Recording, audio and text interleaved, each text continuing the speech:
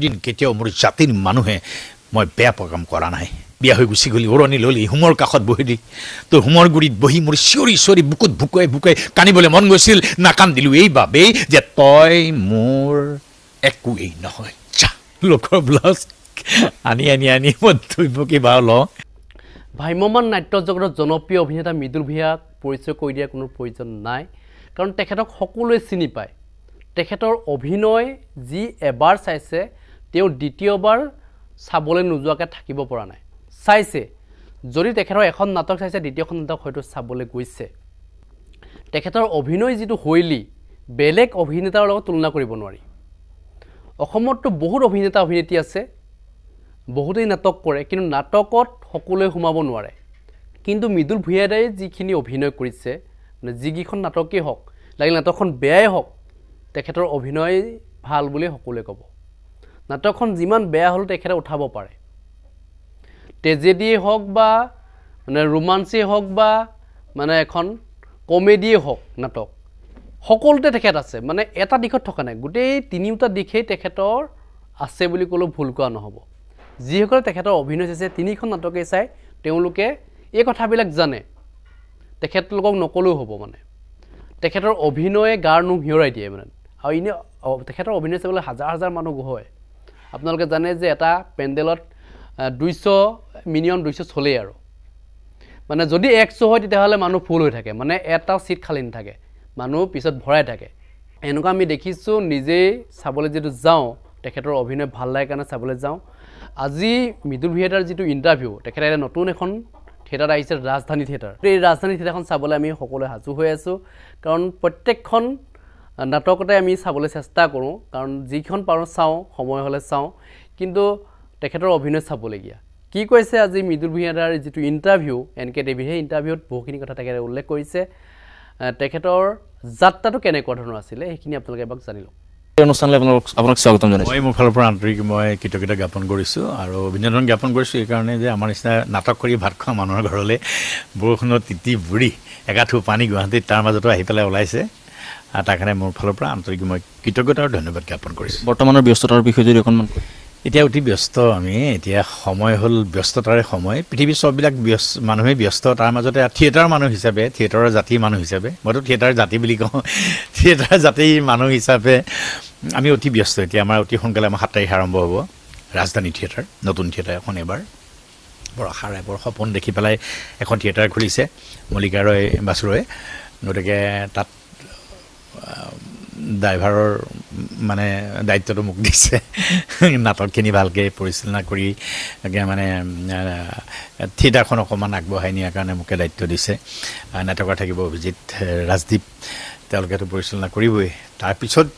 যিখিনি দায়িত্ব এখন নাটক সঠিকভাৱে লৈ যোৱা ঠাইৰ পৰা ঠাইলৈ সেইখিনি দায়িত্ব মোকে দিছে প্ৰত্যেকেই গতিকে সকলো গধুৰ দায়িত্ব মূৰত লৈ আগবাঢ়িম 7 তাৰিখৰ পৰা গতিকে ইমান বিজি কালি ৰাতিলৈকে আমাৰ শ্বুটিঙে হৈ আছিল গানৰ শ্বুটিং থিয়েটাৰৰ গানবিলাকৰ শ্বুটিং হৈ আছিল প্ৰমো শ্বুটিং হৈ আছিল আজি আজৰি আজি তোমালোকক পাইছোঁ বহুত ভাল লাগিছে এইখিনিতে कोई भी डेथ सीन करते समय एक अजीब सा डर लगता था कि अगर असलियत में मुझे कुछ हो गया तो আমি যদি আমাৰ কাষত ট্ৰেজেডি কিং আছে আমি তেওঁৰ পৰা যদি এটি সংলাপ আপোনালোকলৈ আগ নবঢ়াওঁ এইখিনি সময়ত হয়তো আপোনালোকে মোক বেয়া পাব বা আপোনালোকে মোক বহু প্ৰশ্ন কৰিব এটি চৰ্চিত সংলাপ সকলোৰে মুখে মুখে আছিল সংলাপটি আমি বিভিন্ন ধৰণৰ সামাজিক মাধ্যমত দেখিছিলোঁ যে তই মোৰ কোনো নহয় মই তোৰ একোৱেই নহয় অকণমান যদি কয় হয় তাৰ আগতে এটা কথা কৈ লওঁ মানে আমি নাটক কৰা মানুহবিলাকে মই বিশেষকৈ ভাবিছিলোঁ যে আমি নাটক কৰিলোঁ আমি যে কৰি ষ্টেজৰ পৰা নামি আহিলোঁ মানুহ ওলাই গ'ল তেতিয়াই আমাৰ শব্দবিলাকো শেষ হৈ যায় আমি কোৱা কথাবিলাকো শেষ হৈ যায় কিন্তু মিছা কথা মানুহে মনত লৈ যায় আমাৰ শব্দবিলাক বুকুত লৈ থাকে তাৰ প্ৰমাণ যে লকডাউনৰ সময়ত অসমৰ 4,000 ওপৰ ল'ৰা ছোৱালীয়ে টিকটক কৰিছে এই সংলাপটো মোৰ এখন আছিল আবাহনৰ মা কালী নাম আছিলে মই আৰু প্ৰস্তুতি কৰিছিলোঁ সেই ডায়লগটো এবাৰ মই আকৌ তেওঁলোকক উৎসৰ্গা কৰিছোঁ যিসকলে টিকটক কৰি পেলাই প্ৰায় 4,000 ওপৰ মানুহে মোক সেই সময়ত শব্দৰে জীয়াই ৰাখিছিলে মই তেওঁলোকৰ কাৰণে আগবঢ়াইছোঁ পৰিৱেশটো অকণমান কৈ লৈছোঁ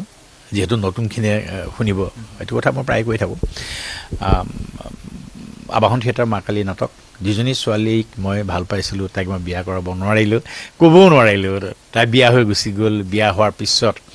ঘৰৰ অত্যাচাৰ সহ্য কৰিবলৈ শহুৰেকৰ ঘৰত আকৌ ঘৰলৈ আহিলে, কিন্তু মই সমানেই মৰম কৰি থাকিলোঁ, সমানেই। এদিন তেওঁ প্ৰশ্ন কৰিছিলে যে মই বিয়া হ'লোঁ, কিবা হ'লোঁ, তই কিয় মোক আজিও মৰম কৰি আছ, কি হয় মই তোৰ? তেতিয়া মই কওঁ যে একোৱেই নহয়, তোৰ একোৱেই নহয়, একো নহয় কাৰণে তোক মই মৰম কৰোঁ, চেনেহ কৰোঁ এইবাবেই যে তই মোৰ একো নহয়। চালা, দেউতাৰ ওচৰত টিউশ্যন কৰিবলৈ যাওঁ, টিউশ্যন মনে মনে তোৰ চকুলে চাওঁ, তই দেখিলে চকু নমাই আনো এইবাবেই যে তই মোৰ একো নহয়। বিয়া হৈ গুচি গ'লি, উৰণি ল'লি, হোমৰ কাষত বহি দি তোৰ হোমৰ গুৰিত বহি মোৰ চিঞৰি চিঞৰি বুকুত ভুকুৱাই ভুকুৱাই কান্দিবলৈ মন গৈছিল, নাকান্দিলোঁ এইবাবেই যে তই মোৰ একোৱেই নহয়। সকলোৱে জানেই, মই সুকীয়াকৈ ক'বলৈ বা মই আপোনালোকক ক'বৰ বাবে প্ৰয়োজন নাহে, কিন্তু এইখিনিতে মই ক'ব বিচাৰিছোঁ, যিখন নাটকেই থাকক, যিখন নাটকেই হওক, মৃদুল ভূঞা বুলি কোৱাৰ লগে লগে দৰ্শকৰ বিপুল সঁহাৰি লাভ কৰে দৰ্শকৰ নাটকখনে, বা সুন্দৰভাৱে আঁকোৱালি লয় মৃদুল ভূঞাৰ কাৰণেই নে নাটকখনৰ কাৰণেই, সেয়া আমি নাজানো। আপোনালোকলৈ এৰিছোঁ সেই প্ৰশ্ন, আৰু উত্তৰ আপোনালোকে জনাব। কিন্তু এইখিনিতে আমি মৃদুল ভূঞাক সুধিব বিচাৰিছোঁ, সেই তাহানিৰ সেই ঘৰখন আৰু আজিৰ এই ঘৰখন, এই যাত্ৰাটোৰ বিষয়ে যদি অকণমান কয়। আমি খুব দুখীয়া ঘৰৰ মানুহ, ঢাকাই ঘৰ নাছিলে, তোৰ নৰা ঘৰত আছিলোঁ আমি। মোৰ মা দেউতাই খুব সততাৰে তুলিছিল মোক, খুব সততাৰে। লখিমপুৰ শ্ৰীবিহাত মোৰ জন্ম, মাধৱ জন্মস্থান লেটেকু পুখুৰীত মোৰ জন্ম, তাতেই মই সংগীতৰ বা সংস্কৃতিৰ নাটকৰ অভিনয়ৰ সামগ্ৰিকভাৱে এটা বঁটা পাইছিলোঁ সৰুতে। মোৰ দেউতা ভাল ভাৱৰীয়া আছিল, খুব ভাল ভাৱৰীয়া। গতিকে মোৰ ওচৰত নবীন শিল্পী সমাজ, মাধৱী জন্মস্থানৰ কৃষ্টি সংঘত সেই সময়ত ল'ৰাক ছোৱালী প্ৰৱেশ নিষেধ আছিল, নামঘৰলৈ হওক বা কৃষ্টি সংঘৰ সেই প্ৰেক্ষাগৃহতে হওক। তেতিয়া মোক মানে সৰু লিলপিলীয়া এটা ল'ৰা আছিলোঁ ক্লাছ 8 মানত, তেতিয়া মোক ছোৱালী কৰি পেলাই সজাই পেলাই মোক সেই নাটকবিলাক পৰিপূৰ্ণ কৰিছিল। দেউতা বকোচাত উঠি প্ৰথম নামঘৰত নাটক কৰিছিলোঁ, তাৰপৰা মোৰ শ্ৰদ্ধাৰ বহুতকেইজন দাদাৰ সংগত তেওঁলোকৰ তত্বাৱধানত নাটক কৰিলোঁ মই নবীন শিল্পী সমাজত। তাৰপিছত বিহপুৰীয়া নাটকমত নাটক কৰিলোঁ, তাৰপিছত গুৱাহাটীত নাটক কৰিলোঁ, বাহালতা নাটক কৰিলোঁ, ইন্দ্ৰমণীয়া চাৰটা নাটক শিকিলোঁ। এই নাটক কৰি থাকোঁতে শিকি থাকোঁতেই মোক নিমন্ত্ৰণ জনালে অসমৰ বিখ্যাত নাট্যদল হেঙুল থিয়েটাৰৰ প্ৰযোজক, পৰিচালক, অদ্বিতীয় পৰিচালক মোৰ দৃষ্টিত স্বৰ্গীয় প্ৰশান্ত দাই, ফণু দাই। আৰু তেতিয়া মই 1993 চনৰ 11 জুলাইত মই থিয়েটাৰত সোমাওঁ। আৰু তেতিয়াৰ পৰা আজি 32টা বছৰে হ'ল প্ৰায় মই একাডেমি থিয়েটাৰ কৰি আছোঁ। কিন্তু এই যে মই কৰি আছোঁ, এয়া মোৰ কাৰণে ডাঙৰ কথা। 32টা বছৰ একে ঠাইতে নাটক কৰি থকা এই কম্পিটিশ্যন, এই প্ৰতিযোগিতাৰ যুগত বহুত টান কথা। কিন্তু মোক যি ঠাইত অসমৰ ৰাইজে সেই 1993 চনত এটা ল'ৰা মৃদুল বুলি চিনাকি পাইছিল, সেই ল'ৰাটো বুকু লৈ লৈ কিন্তু আজি 32টা বছৰ মই মানুহৰ বুকুতে আছোঁ। আৰু মোৰ বিশ্বাস মই মানুহৰ বুকুত থাকেই মই কেতিয়াবা নাইকিয়া হৈ যাম, কিন্তু বুকুত থাকিয়ে যাম। গতিকে অসমৰ ৰাইজে মোক বহুত মৰম কৰিছে। অসমৰ ৰাইজৰ মৰমৰ অবিহনে কেতিয়াও এই মই বোলা যিটো মানে মানুহ, মৃদুল বোলা সেই দুখীয়া ঘৰৰ ল'ৰাটো আহি পেলাই আজি 32টা বছৰ নাটক কৰি থাকিব নোৱাৰিলেহেঁতেন। সেইকাৰণে মই মোৰ সমস্ত মানে ইয়াৰ কাৰণে যিখিনি মোৰ উৎসৰ্গা মই মোৰ অসমৰ দৰ্শককে কৰোঁ। আৰু তেনেকৈ আহি আজি কৰি আছোঁ। আৰু সেই লখিমপুৰত এতিয়া মোৰ মা দেউতা থাকে, ভাইটিহঁত থাকে, মা দেউতা ইয়াৰো আহি থাকে। লখিমপুৰতো আমাৰ নিজাকৈ এখন যাক কয় ঘৰ, যাৰ অৰ্থ হ'ল ঘৰ, তেনেকুৱা ঘৰ আছে। আৰু ইয়াতো আমি আছোঁ এইকেইটা প্ৰাণী, অহা যোৱা কৰি থাকোঁ। মোৰ ঘৰলৈ আহে সোনকালে আহি পেলাই, মা দেউতাও আহে। মা দেউতা এতিয়া অকণমান অসুস্থ হৈছে। গতিকে আমি এনেকৈ জীয়াই আছোঁ আৰু ইয়াতো তাতো চবতে মিলে। এইখিনিতে মই অকণমান সুধিছোঁ, মই পাহৰিছোঁ ঠিক, অকণমান আলফাৰ লগতো মৃদুল ভূঞা জড়িত হৈছিলে, মই যদি ভুল কোৱা নাই, অকণমান সেই কথাখিনি যদি অকণমান কয়। হয়, মই এটা সময়ত প্ৰায় 89 চন মানতে, খুব সম্ভৱ 88-89 চন মানতে মই সংগঠনত মই সদস্য হিচাপে ভৰ্তি হৈছিলোঁ। আৰু মই এতিয়াও মনত আছে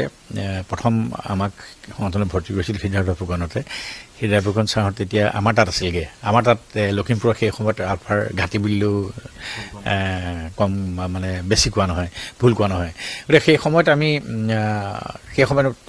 তেখেতসকলৰ তত্বাৱধানত আমি সংগঠনত যোগদান কৰিছিলোঁ কিন্তু মই যিখিনি দিন সংগঠনত কাম কাজ কৰিলোঁ খুব সততাৰে কৰিছিলোঁ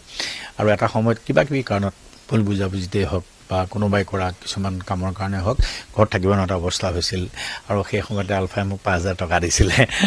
৫,০০০ টকা দি মোক কৈছিল তুমি এইটো লাইনত ক'ৰবাত পঢ়িবলৈ গুচি যোৱা ৫,০০০ টকা সেই সময়ত বহুত টকা আছিল মোৰ এতিয়াও মনত আছে মোৰ ঘৰ নৰাৰ আছিলে মই ৩,০০০ টকা দি টিং কিনিছিলোঁ ফ্ৰণ্ট ছাইডটো টিং মাৰি দিছিলোঁ এনেকৈ পিছতে নৰা হৈ আছিলে গতিকে তেনেকৈ আহি মই গুৱাহাটীলৈ আহিলোঁ নাটক কৰিলোঁ নাটক শিকিলোঁ আজিও মোৰ লগত কিন্তু সংগঠনৰ প্ৰতিজন মানুহ যিখিনি মানুহ মই লগ পাইছিলোঁ মৰম কৰিছিলোঁ আজিও সমানে মৰম কৰি আছে গতিকে মই কোনোদিন সংগঠনৰ কাম কৰোঁতে কোনোদিন কেতিয়াও কাৰো মনতো দুখ দিয়া নাছিলোঁ আৰু কোনো মই অপকৰ্ম কৰা নাছিলোঁ যিখিনি মানুহে আমাৰ কিছুমানে ক'ব নোৱাৰাকৈ ওপৰলৈ গম লোকে কিছুমান কাম বন কৰিছিল যাৰ কাৰণে অকণমান মানুহৰ আমি বিতুষ্ট হৈছিল মানুহ তেনেকুৱা কোনো কামত মই হাত দিয়া নাছিলোঁ আৰু তেনেকৈ তেতিয়াও যি মৰম কৰিছিল আজিও মোক মৰম কৰে পৰেশ বৰুৱা ছাৰে আমাক অকণমান ঘৰুৱাই হয় মোৰ বন্ধু এজনৰ পেহীক বিয়া কৰাইছে পথালি পাহাৰৰ তুমি জানিবা আজি বহুত দিনৰ আগলৈকে পৰেশ বৰুৱা ছাৰে আমাৰ সৈতে কথা পাতি থাকে মিছেছ সৈতে কথা পাতে বোৱাৰী বুলিয়ে মাতে ঘৰৰ খবৰ লয় গাঁৱৰ খবৰ লয় দেশৰ খবৰ লয় গতিকে তেওঁলোকো ভালে থাকক য'তে আছে ভালকৈ থাকক বাকী সেয়াই আৰু মৰম কৰে চবে আজি স্বচ্ছতাহঁত মোৰ ঘৰলৈ আহে মোক মৰম কৰে মোৰ লৈ যায় কৰিবলৈ কিন্তু মোৰ গাত মানে কি কোনো দাগ নাই মই কোনো আজিলৈকে সংগঠনৰ হৈ একো বেয়া কামত লিপ্ত হোৱা নাছিলোঁ বেয়া কাম মানে কি কোনো বেয়া কাম কৰা নাই কিন্তু যিখিনি মানুহৰ দৃষ্টিত যে এইখিনি কাম নকৰিলেও ভাল আছিল তেনেকুৱা কাম কৰা নাই এইখিনিতে আমি ক'ব বিচাৰিছোঁ তাহানিৰ সেই এজন আলফাৰ জোৱান আৰু আজি এজন আপোনালোকৰ অন্তৰত থকা অভিনেতা সুদক্ষ অভিনেতাই বুলিয়েই কওক বা সফল অভিনেতাই বুলিয়েই কওক আপোনালোকৰ হৃদয়ত অন্য স্থানেই দিয়ক সেইটো আপোনালোকৰ কথা কিন্তু এজন সঁচাৰ্থত যদি আমি ক'বলৈ যাওঁ তেজিক নায়ক যাক কোৱা হয় ট্ৰেজেডি কিং এয়াই হ'ল মৃদুল ভূঞা এইখিনিতে অকণমান সংলাপ পুনৰ এটা সংলাপলৈ আহিছোঁ আপোনাৰ একেবাৰে ভাল লগা এটা সংলাপ মই এইবছৰ ৩খন নাটক কৰিম তাৰে 2খন নাটকৰ 2টা সংলাপ ক'ম যিহেতু আহি আছে অহা বছৰ এই বছৰ আমাৰ 7 তাৰিখৰ পৰা আৰম্ভ হ'ব 3খন নাটক লৈছোঁ অভিজিতৰ 2খন নাটক এখন হ'ল তপস্যাৰ অবিহনে কেতিয়াও সাধনাৰ অবিহনে কেতিয়াও কোনো কাম সম্পূৰ্ণভাৱে সিদ্ধি নহয় আৰু এখন নামটো অকণমান বেলেগ ধৰণৰ মহিলাসকলৰ কাৰণে এটা জিকাৰ খাই যোৱা নাম মুচি দিম তোমাৰ সেন্দুৰ সেন্দুৰ মানুহে কপালত দিয়ে সেন্দুৰ মেছেজ দিয়া পৰ্যায়টো হ'লে সেনেকৈ নাৰী শেষ দিন হয় কপাল উকা হৈ যায় এটা বেলেগ ধৰণৰ কাহিনী এখন নাটক আমি আৰম্ভ কৰিছোঁ যিখন নাটকৰ নাম হ'ব মুচি দিম তোমাৰ সেন্দুৰ আৰু এখন ৰাজদ্বীপৰ বিশ্বনাথজীয়ে আছে মই বিশ্বনাথজীয়ে আছে আৰু মুচি দিমৰ 2টা সংলাপ ক'ম তপস্যাৰ সংলাপ মই এতিয়াও ভালকৈ গম পোৱা নাই এইটো মই ওপৰৰ পৰা জনাৰ পিছত মাত্ৰ সংলাপখিনি ক'ম এখন হ'ল মুচি দিম তোমাৰ সেন্দুৰ এই ভালে আছা তোমাক কেনেকৈ দেখিলে তোমাৰ এই কপালৰ ফটো দেখিলে মোৰ কেতিয়াবা বিৰাট ভয় লাগে জানা এই তোমাৰ চুলি তাৰিত হাত বুলালে কেতিয়াবা বুকুখন কঁপি উঠে কিয় নাজানো মই ভাল পাওঁ তুমি মোক ভাল পোৱা মই তোমাৰ কাৰণে সৰ্বস্ব দিম তুমিও মোৰ কাৰণে সৰ্বস্ব দিবা কিন্তু ভয় লাগে জানা এই যে হাতখন দেখিছা এইখন হাতেৰে কেতিয়াবা তোমাৰ কপালৰ হাত বুলাইছিলোঁ কেতিয়াবা চুলিত হাত বুলাইছিলোঁ কেতিয়াবা এই হাতখন তোমাৰ শত্ৰু হ'বলৈ মন যায় আৰু মন যায় মচি দিবলৈ তোমাৰ কপালৰ সেন্দুৰ মুচি দিম তোমাৰ সেন্দুৰ এনেকুৱা কিছুমান সংলাপ থাকিব খুব সেন্সিটিভ এটা কাৰবাৰ এটা বেলেগ ধৰণৰ জীৱন আৰু মই বিশ্বনাথৰ এটা সংলাপ ক'ম যে মই সদায় মানুহৰ লগত থকা মানুহ কোনোদিন কেতিয়াও জাতিক অপকাৰ কৰা নাই কেতিয়াও কোনোদিন জাতিক মই বেইমানি কৰা নাই জাতিক ঠগা নাই কোনোদিন কেতিয়াও মোৰ জাতিৰ মানুহে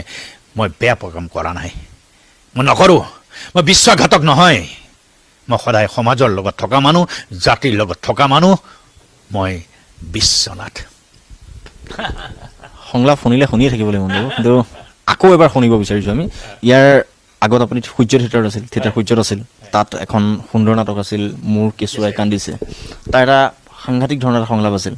যি কৈ কৈ আপুনি কান্দে হাঁহে, তেনেকুৱা ধৰণৰ এটা সংলাপ আছিল। অঁ, যদিহে মনত পৰে অকণমান সেই সংলাপটোৰ মাজলৈ যদি আমি ঘূৰি যাওঁ। এতিয়া আকৌ বেলেগ নাটক মূৰত সোমাই গ'ল যে গোটেই পাজুল হৈ যায়। মানে কিমান আজি 30টা বছৰ কত সংলাপ মূৰত সোমাই আছে, জাগা নাইকিয়া গৈছে। কেতিয়াবা কাণেদি ধোঁৱা ওলাই যায়, মানে শব্দবিলাক ওলাই গুচি যায়। যোৱা বছৰ কিছুমান খুব ভাল এখন নাটক আছিল, যিখন নাটকত কোনো কাৰিকৰী কৌশল নাছিল, কোনো বেলেগ ধৰণৰ ডেন্স নাছিল, কোনো বেলেগ কোনো কৌশলেই নাছিল। এটাই কৌশল আছিল কাহিনী, এটাই কৌশল আছিল অভিনয়, এটাই কৌশল আছিল যে মানুহৰ মৰম। মানুহৰ মৰমে এখন নাটক কিমান ওপৰলৈ লৈ যাব পাৰে তাৰ জ্বলন্ত প্ৰমাণ আছিল যোৱাবাৰৰ মোৰ কেঁচুৱাই কান্দিছে। এতিয়া তাৰ সংলাপ, এটা কাম কৰিবা জানা, মই তোমাক এটা বুদ্ধি শিকাই দিওঁ। যদি মই কেতিয়াবা নাথাকোঁ, তুমি কেঁচুৱাটো ক'বা নাকান্দিবি, দেউতা বহুত দূৰলৈ গৈছে, আহোঁতে পুতলা আনিব, বেলুন আনিব, হাঁহিব। যদি তেতিয়াও কেঁচুৱাটোৱে কান্দি থাকে, তাক ক'বা নাকান্দিবি, তোৰ দেউতাৰে মৰি ভূত হৈ গৈছে, ভূত, হাঁহিব, ভয় কৰিব। আৰে ক'বা আৰু মিছাকেই ক'বা, ধেমালি কৰিবা, অন্ততঃ সেইটো গম পাব তাৰ বাপেকটো ক'ৰবাত আছে। ধন্যবাদ। কৈছোঁৱেই, মই ইতিমধ্যে উল্লেখ কৰিছোঁৱেই যে শুনিলে শুনি থাকিবলৈ মন যাব, আৰু সেয়েহে হয়তো এই মানুহজনক আপোনালোকে অন্তৰত ঠাই দিছে ট্ৰেজেডি কিং হিচাপে। আৰু এজন সুদক্ষ অভিনেতা, মই কৈ শেষ কৰিব নোৱাৰোঁ, হয়তো আপোনালোকে সকলোৱে জানে। মৃদুল ভূঞা বুলি ক'লে অন্য এক চিনাকি দিব নালাগে, মৃদুল ভূঞাক কাৰো সৈতে চিনাকি দিব নালাগে। মৃদুল ভূঞা হৈ আছে আৰু সকলোৰে অন্তৰত এতিয়াও সোমাই আছে। সেইবাবে সকলো ঢাপলি মেলে এখন থিয়েটাৰ যেতিয়া আপোনালোকৰ কাষলৈ যায় মৃদুল ভূঞাক চাবলৈ আপোনালোক ঢাপলি মেলে, মৃদুল ভূঞাক লগ পাবলৈ আপোনালোক ঢাপলি মেলে, মৃদুল ভূঞাৰ অভিনয় চাবলৈ আপোনালোক দৌৰে বা দৌৰি যায়। মৃদুল ভূঞাৰ কেৱল অভিনয় চাবলৈকে যায়, আৰু এইজনেই সেই মৃদুল ভূঞা যিজন মৃদুল ভূঞাৰ অভিনয়ে আপোনাক অন্য এক মাত্ৰা দিয়ে। মই ইয়াতে এটা কথা কওঁ, তুমি এটা কথা কৈছা, মৃদুল ভূঞা বুলিলে মানুহবিলাক দৌৰি যায়, ঢাপলি মেলি যায়। হয়, মোক মৰম কৰে, মোক চাবলৈ আহে, মোক মৰম দিবলৈ আহে, কিন্তু এই যে মোক কিয় মৰম দিয়ে মানুহে,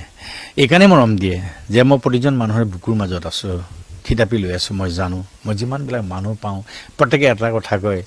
যে মৃদুল, তোমাক আমি বহুত মৰম কৰোঁ, আৰু প্ৰতি বছৰে তোমাৰ এখন নাটক নাচালে আমাৰ ভাল নালাগে। এয়া মোৰ কাৰণে কিন্তু ডাঙৰ আশীৰ্বাদ। আৰু মই কওঁ, এই যে মানুহখিনি মোক চাবলৈ সন্ধিয়া পকেটৰ পইচা খৰচ কৰি আহে, এইখিনি হ'ল মোৰ ভগৱান, এই মানুহখিনি হ'ল মোৰ ভগৱান। আৰু মই বাৰে বাৰে কওঁ, মই কেৱল নাটক কৰিবলৈ চেষ্টা কৰোঁ। সদায় মই নাটক এখনৰ বিষয়বস্তুৰ ওপৰত জোৰ দিবলৈ চেষ্টা কৰোঁ, আৰু সেই বিষয়বস্তুৱে এনেকুৱা এটা জোৰদাৰ জেগালৈ যাব লাগে, আৰু এটা খুব পৰিষ্কাৰ এখন নাটক কৰিব বিচাৰোঁ, যিখন নাটক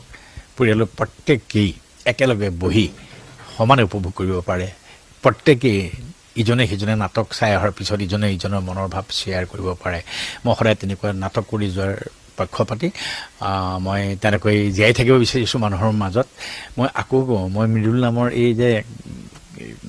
নাটক কৰি ভাত খোৱা মানুহটো, নাটক কৰি মোৰ পৰিয়াল পোহপাল দিয়া মানুহটো, নাটক কৰি মোৰ বেমাৰী মা দেউতাৰ দৰৱ যোগান ধৰা মানুহটো কিন্তু আপোনালোকৰ বুকুৰ মাজৰ পৰা কেতিয়াও নেৰিব। মোৰ নাটক নাচায়, মোক আপোনালোকে নাটকত ভাল নোপোৱা হ'ব, কেতিয়াবা নচোৱা হ'ব, সেইটো ডাঙৰ কথা নহয়। কিন্তু মোৰ নাটক নাচালেও আপোনালোকে যাতে মোক বুকুৰ মাজতে সোমাই ৰাখে, যাতে প্ৰতিজন বুকুখন চুই চালে গম পাওঁ, টুকুৰিয়াই চালে গম পাওঁ, য়েছ, ইয়াত এজন মানুহ আছে, মৃদুল। মই তাৰে কামনা কৰিছোঁ। কৈছে ইতিমধ্যে সুন্দৰকৈ উল্লেখ কৰিছে, আৰু মই এইখিনিতে মৃদুল ভূঞা ডাঙৰীয়াক এটা কথা জানিব বিচাৰিছোঁ, মই সুধিব বিচৰা নহয়, জানিব বিচাৰিছোঁ। যিহেতু এটা পৰিৱেশত আপুনি ডাঙৰ হৈছে, আমাৰ সেইটো মই আমাৰ বুলি কৈছোঁ, আমাৰ সেইটো পৰিৱেশত ভাওনা বা ৰাস, যিহেতু আপুনি মাধৱদেৱৰ জন্মস্থানৰ কাষতেই জন্ম, আৰু সেই অঞ্চলটোত এটা বেলেগ এটা পৰিৱেশ হয় যেতিয়া ৰাসৰ সেই পৰিৱেশ সময়খিনিত অকণমান যদি ৰাসৰ মাজলৈ আমি সোমাই যাওঁ ৰাসৰ যদি কিবা সংলাপ যদি আপুনি কংস হওক বা কালকেতু বসুদেৱৰ মই এটা কথাই কওঁ লেটেকু পুখুৰীৰ জেগাকণ হ'ল প্ৰতিটো বস্তুৱে ভৰপূৰ জেগা হয় ধানৰ পৰা মাছৰ পৰা মানুহৰ মনৰ পৰা চব ভৰপূৰ জেগা হয় আৰু সকলোতকৈ ডাঙৰ কথা মাধৱদেৱৰ য'ত জন্মস্থান তাত সংস্কৃতি এটা সুন্দৰ বতাহ তাত থকা জীয়াই থকা মানুহবিলাকে সদায় মানে তাল খোল প্ৰসংগৰ শব্দৰ এই বতাহ খাই জীয়াই আছে আমিও তেনেকৈ ডাঙৰ হৈছিলোঁ আৰু আমাৰ জেগাকণ অসমৰ প্ৰত্যেকেই জানে যে মাধৱদেৱৰ জন্মস্থান জগতগুৰু মাধৱদেৱ ক'লে আৰু ক'বলৈ বাকী নাই আমি হয়তো খুব ভাগ্যৱান আমি তাৰ মানুহখিনি গতিকে ৰাসৰ কথা ক'বলৈ গ'লে আমাৰ তাত ৰাস হৈছিল মই কৈছোঁ মই সৰুতে ৰাসত কি হয় ছোৱালী প্ৰেক্ষাগৃহত উঠিবলৈ নিদিয়ে থানত আৰু তেতিয়া মই দুৰ্ভোগী হৈছিলোঁ দুৰ্ভোগী হোৱা কেতিয়াও মনত আছে সংলাপত এতিয়াও মনত আছে